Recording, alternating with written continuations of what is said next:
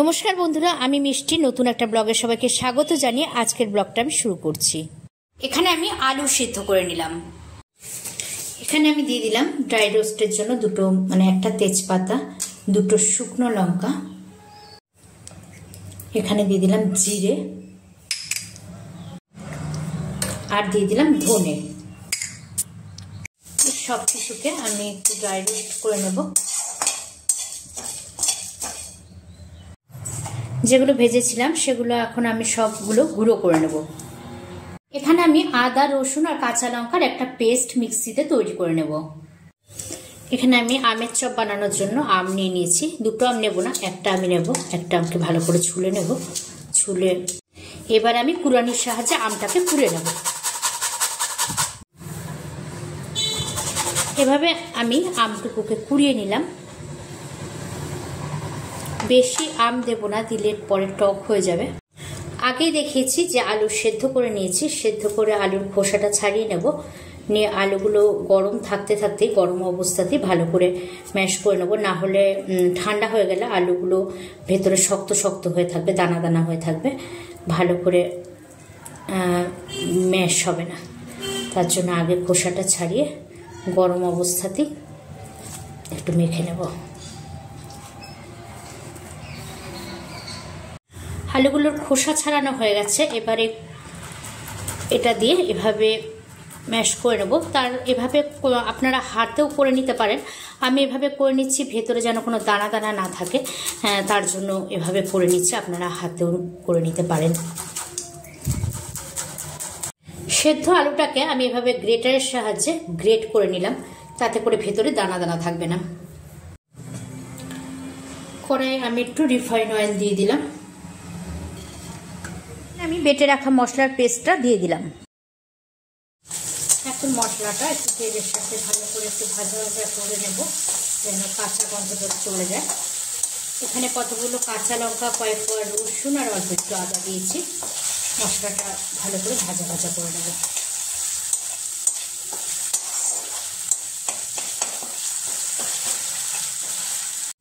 মশলাটা এখানে ভালো করে ভাজা ভাজা হয়ে গেছে। আর এই অবস্থাতে আমি গ্রেট করে রাখা আলুটা এর মধ্যে দিয়ে দিলাম। আমি এখানে দিয়ে দেব পরিমাণ মতো নুন, দিয়ে দেবো সামান্য পরিমাণে হলুদের গুঁড়ো। আমি এখানে কিছু মটরশুঁটি দিয়ে দেবো। আপনারা মটরশুঁটির বদলে এখানে কিন্তু বাদামও দিতে পারেন। আমার বাদামটা ঠিক পছন্দ না, আর আমার বাড়িরও কেউ পছন্দ করে না, তার জন্য আমি মটরশুঁটি দিলাম। আপনারা এখানে বাদাম দিতেই পারেন। আমগুলো যে গ্রেট করেছিলাম, এখান থেকে 2 চামচ মতো আম দিয়ে দেবো। বেশি দেব না, কারণ বেশি দিলে টক টক লাগবে, খেতে ভালো লাগবে না। এবার এগুলোকে সব একসাথে ভালো করে নাড়িয়ে চাড়িয়ে ভালো করে মিশিয়ে নেব।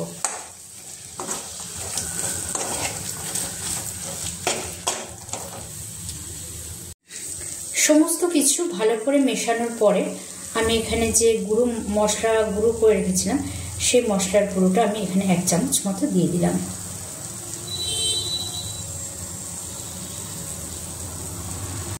আমি সমস্ত কিছু আবারও ভালো করে মিশিয়ে নেব মশলার সাথে।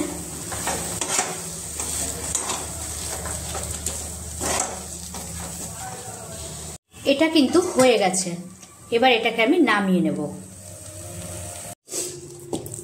আর এই অবস্থাতে আমি এগুলোকে একটু গোল গোল শেপ দেব। এভাবে গোল গোল করে হাতে একটু এভাবে দিয়ে আমি একটু চ্যাপটা চ্যাপটা করে নেব। এই যে এরকমভাবে। এভাবে আমি একে একে সবগুলোকে রেডি করে নিলাম। এবার একটু ঘন করে বেসন গোলার পালা। এবার চলুন বেসনটা রেডি করে নিই। আমি এখানে বেসন নিয়ে নিলাম। আমি এখানে পরিমাণ মতো নুন দিয়ে দিলাম। যে মশলাটা ভেজেছিলাম সেই মশলাটা আমি কিছু পরিমাণ দিয়ে দিলাম। এখানে আমি কিছু কুচনো ধনেপাতা দিয়ে দিলাম। আপনারা ধনেপাতা নাও দিতে পারেন, এটা পুরোটাই অপশনাল। আমার ধনেপাতা খুব পছন্দ হয়, তাই আমি ধনেপাতাটা দিয়েছি। এবার সমস্ত কিছুকে আমি ভালো করে মিশিয়ে নেব। এবার এর মধ্যে আমি পরিমাণ মতো জল দিয়ে দেব। ব্যাটারটা কিন্তু আমি ঘন করে রেডি করব। আমি এখানে কতগুলো কালো জিরে দিয়ে দেব। এই বেসনটা যত ভালো ফেটানো হবে তত ভালো কিন্তু চপটা তৈরি হবে। তার জন্য আমি কিন্তু হাতই লাগিয়ে দিয়েছি, চামচ দিয়ে ঠিকঠাক মতো হচ্ছিল না, আমি হাতই লাগিয়েছি। হাত দিয়ে ভালো করে ফেটিয়ে নিচ্ছি যেন খুব সুন্দরভাবে ফেটানো হয় জিনিসটা। ব্যাটারটা কিন্তু ঘন করে গোলা হয়ে গেছে। এবার ব্যাটারটা 10 মিনিটের জন্য ঢাকা দিয়ে রেখে দেব। দিয়ে দিলাম এখানে রিফাইন অয়েল।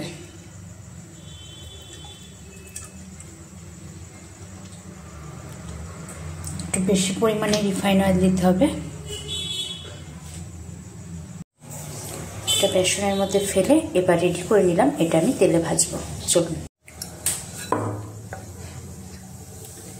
এভাবে আমি একটা একটা করে তেলে ছেড়ে দেবো।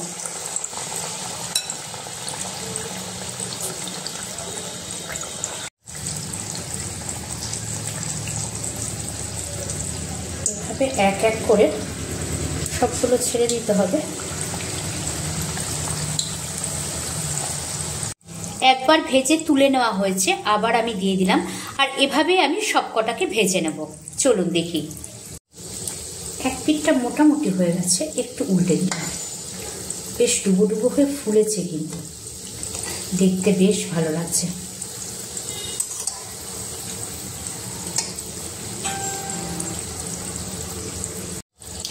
দেখো কেমন ফুলকো ফুলকো সুন্দর হয়েছে, দেখছো তো?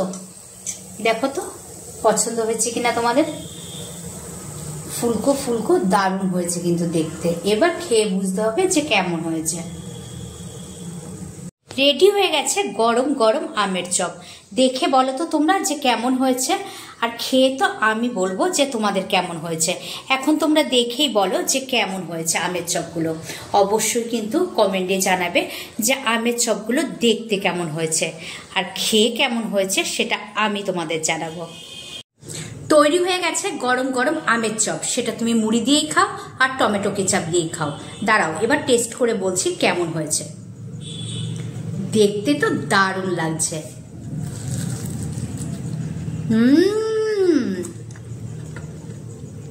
একেবারে ঝাক্কাস।